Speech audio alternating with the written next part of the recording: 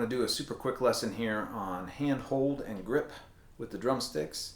Perfect for beginning students, but also again for any advanced players who might be looking at tweaking what they've had going and trying to make sure they're doing it in the most efficient way. Efficiency of motion is always the main idea so that we can get speed and power and control with the minimum of effort. We want to get the most out of the least.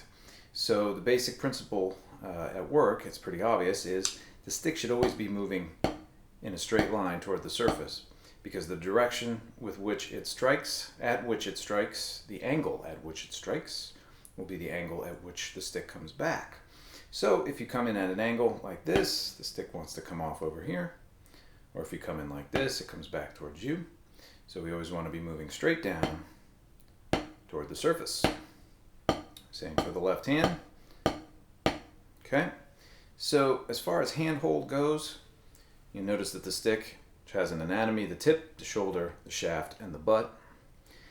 We want to grip the stick about a third of the way up is the general rule.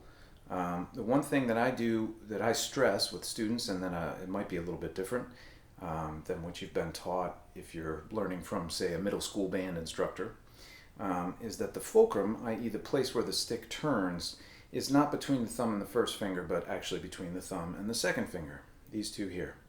So I make, as an example that demonstrate this, we'll make a little hinge, which is what a fulcrum is anyway, here about a third of the way up from the butt end of the stick, just to show you how the stick moves. Let's get this guy out of the way. It goes down, it goes up. If it hits straight, it comes back straight. And we can use that natural rebound to increase our speed, especially when playing doubles, but single strokes as well. So starting from the idea that we're going to have a pinch with the thumb and the middle finger here. We're going to curl the back two fingers onto the stick. I'll show you with the left hand. Back two fingers curled on. And turn the hands towards the drum surface so the stick tips go down in the center. And you'll notice that our index fingers, my index fingers are free to float. And they should be placed loosely over the top of the drum stick. Now you may, as you're playing, end up squeezing a bit tighter, which is okay depending on the context. We never want to squeeze tightly. You want the stick to be firm, held firmly, but loose enough to move.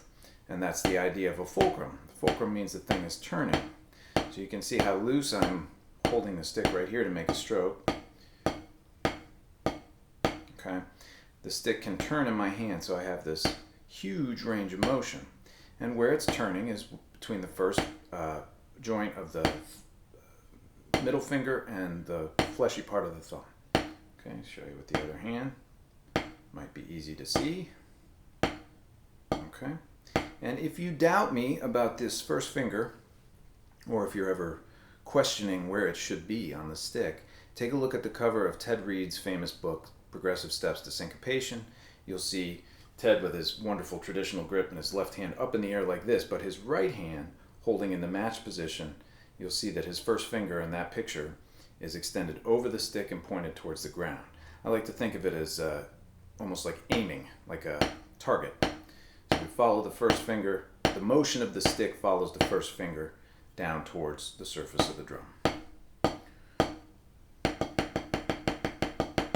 You can see that my hold is loose, and that's generally, if I'm playing slower or bigger strokes, I'm thinking about playing looser with the hand hold, and as I increase the speed, you're going to see more of the hand close up around the stick to allow for speedier singles and doubles.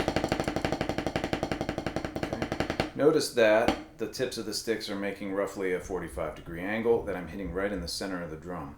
If you can see on this Real Feel practice pad, these things are great because they're an octagonal surface, and if you have the flat edge right in front of your body, you can kind of try to make your sticks make a perpendicular line with the two sides here.